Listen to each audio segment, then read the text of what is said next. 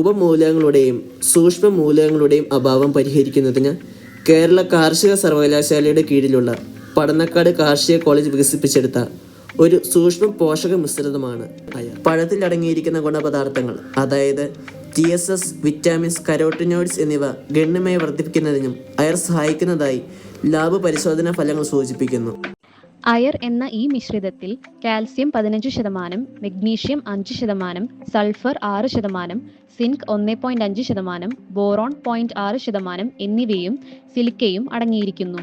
മണ്ണ് പരിശോധന അടിസ്ഥാനത്തിൽ സൂക്ഷ്മ മൂലകങ്ങളുടെ അഭാവത്തിനനുസരിച്ച് അയർ വിളകളിൽ പ്രയോഗിക്കാവുന്നതാണ്. വിവിധ തരത്തിലുള്ള മൂലകങ്ങൾ അടങ്ങിയിരിക്കുന്നതിനാൽ തന്നെ എൻസൈം സജീവമാക്കൽ, ക്ലോറോഫിൽ രൂപീകരണം, നൈട്രജൻ നിശ്ചയിക്കൽ തുടങ്ങിയ വിവിധ സസ്യപ്രവർത്തനങ്ങൾക്ക് അത്യന്താപേക്ഷിതമാണ്. ആവശ്യമായ പോഷകങ്ങൾ നൽകുന്നതിലൂടെ വിളവ് വർദ്ധിപ്പിക്കാനും ഉൽപ്പന്നത്തിന്റെ ഗുണനിലവാരം മെച്ചപ്പെടുത്താനും സഹായിക്കുന്നു. സസ്യങ്ങൾക്ക് എളുപ്പത്തിൽ ആഗിരണം ചെയ്യാവുന്ന രീതിയിലാണ് ഫോർമുലേഷൻ രൂപകൽപ്പന ചെയ്തിരിക്കുന്നത്. ഇത് പോഷകങ്ങളുടെ ഫലപ്രദമായ ഉപയോഗം ഉറപ്പാക്കുന്നു. അയറിന്റെ ക്രമമായ ഉപയോഗം വിളകളിൽ പോഷകങ്ങളുടെ കുറവ് തടയാൻ സഹായിക്കുന്നു. ഒരു വാഴയ്ക്ക് 200 ഗ്രാം എന്നുള്ളതാണ് ശുപാർശ. കൃഷി തുടങ്ങി 2-ാം മാസവും 4-ാം മാസവും 100 ഗ്രാം വീതം 2 തവണകളായാണ് പ്രയോഗിക്കേണ്ടത്. വാഴക്കൊല്ലിയുടെ തൂക്കം, ഗുണമേന്മ എന്നിവ വർദ്ധിപ്പിക്കുന്നതിനോടൊപ്പം തന്നെ രോഗകീട നിയന്ത്രണത്തിനും അയർ മികച്ചതാണെന്ന് കർഷകർ സാക്ഷ്യപ്പെടുത്തുന്നു.